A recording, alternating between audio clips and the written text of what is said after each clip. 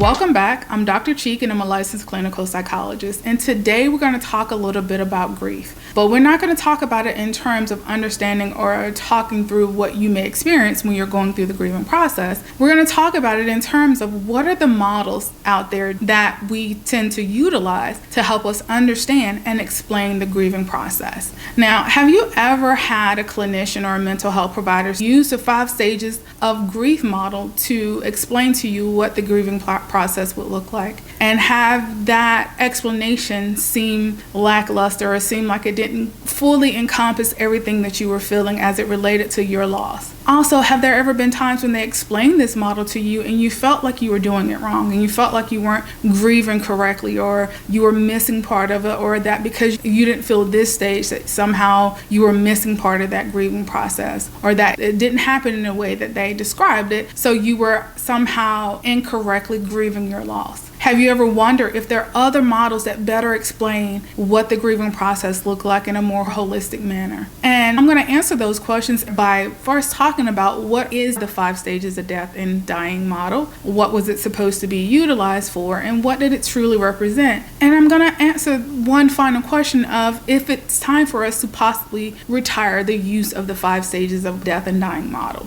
Now, with that being said, the first thing is you may have noticed that I said the 5 stages of death and dying, and not the 5 stages of grief. People tend to call it the 5 stages of grief, but the original researcher that created this model coined the model the 5 stages of death and dying. And that is because her research was on individuals who had learned that they had a terminal illness. And she looked at the common emotional and behavioral responses that they displayed when learning that they did have a terminal illness. And she found that there were 5 common stages that people tended to go through. And those stages were denial, anger, bargaining, depression, and acceptance. Now, prior to this researcher's death, she made it very clear that the model was never meant to be prescriptive. It was never meant to be taken literally as if this is the only way that a person that's dealing with death will grieve. She never meant for it to be understood as a linear process, meaning you had to go through each individual stage in that specific order. And she made it very clear that it was not meant to be all-encompassing of what someone feels, and that people may feel some, all, or none of those stages of grief when they're going through the grieving process. It was primarily meant to show what are the common emotional and behavioral reactions that people tend to have as it relates to death and dying. Now, there have been a lot of critiques of this particular model. Now, one of the primary critiques is that the model itself has not been able to be replicated in additional studies. They have tried to study this model several times and they've not been able to replicate the stages happening in that particular order, or some people are experiencing all of those stages of grief. So this particular model has not been proven to be evidence-based because there has not been additional research or additional studies that have been done that's been able to replicate her findings. So that's one critique. Another critique is that the model itself has been shown to be harmful to individuals, where the practitioner has noted that the 5 stages of death and dying model was prescriptive. What they've learned is that it's not necessarily the 5 stages of grief or 5 stages of death and dying model that was harmful. It was harmful how practitioners would implement and interpret that model. While doing some research on this particular model, I found that there were some clinicians that would use this model as a prescription. And what I mean by prescription is that they would say that this is the order in which you should grieve. And if you're still feeling a specific emotion, let's say you still feel anger, then you may be stuck in that particular stage. And if you're not moving past that particular stage, then you are somehow not grieving appropriately. So a lot of practitioners, a lot of family members, a lot of other individuals would use the stages of death and dying as a linear process and as a linear understanding of I need to feel these certain things in this certain order in order for me to completely grieve and feel okay. And that is harmful because there is no right or wrong way to grieve. We grieve in our own time and we grieve in our own way. And like the original creator of this particular model understood, is that you may feel some of these things or you may feel none of these things. And it 9 times out of 10 will not happen in that particular order.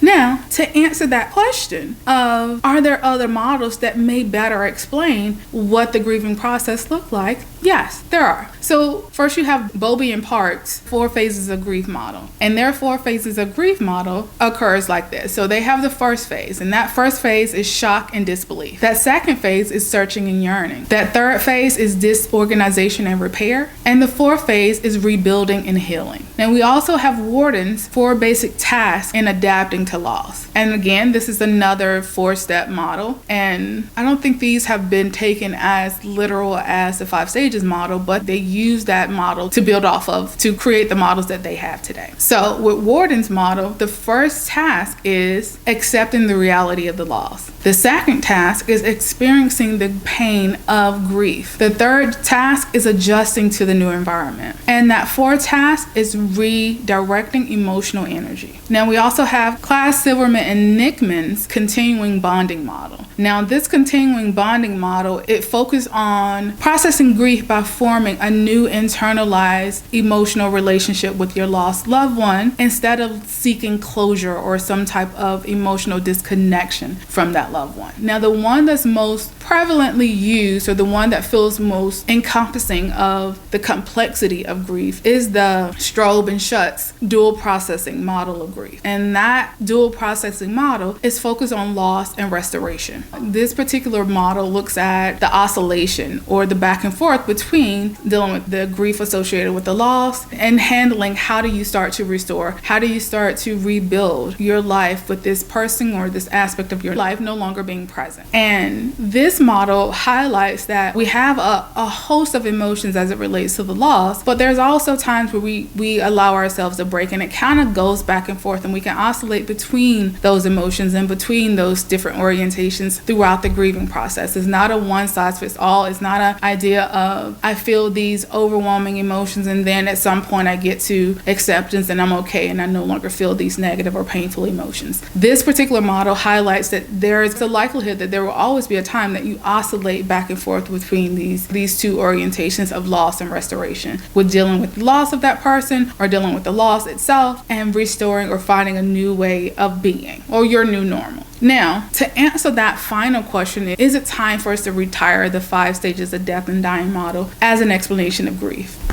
Maybe. And this is why I say maybe. I say maybe because the 5 stages of death and dying as it relates to grief is a simplistic understanding of the grieving process, in that it highlights that there are going to be a lot of emotions. There may be a point where we get to an understanding that this thing or this person is no longer physically in our lives anymore. But it does not mean that we no longer feel all of those other emotions that are associated with these stages. Now, should we retire it as it relates to mental health clinicians using it as a way to explain grief? Possibly, if mental health clinicians continue to utilize this model as a prescriptive instead of a descriptive understanding of death and dying and of the grieving process, then it may be time to retire it as a model that's used for explanation, unless we make it very clear to mental health clinicians that this is not a linear process. It's not a one size fits all. If that's the only way a clinician understands grief and death and dying, then it may be time to retire this model as a tool to help patients and clients understand their grieving process. However, we need to maintain this model in the historical context and understanding that this particular model was the very first model or the groundbreaking model that started to look into grief as a process. Now, this may not be something that we use in the therapy room as a tool, but in the academic setting, it needs to be taught as like the foundational model that started the process to study grief as something that we experience a little bit differently. And I want to sum this up by saying, take with you the understanding that grief looks different for each of us. And regardless of what model of grief you use to understand or to explain the grieving process, as long as we're very clear about grieving being something that's complex and is individualized. And there are a lot of different aspects that go into how we grieve. There is the idea of how the person passed away or how we experience this loss. There is cultural factors that play a role in how we grieve and what the grieving process looks like. And there are there are many emotions that people feel as it relates to losing something in their lives.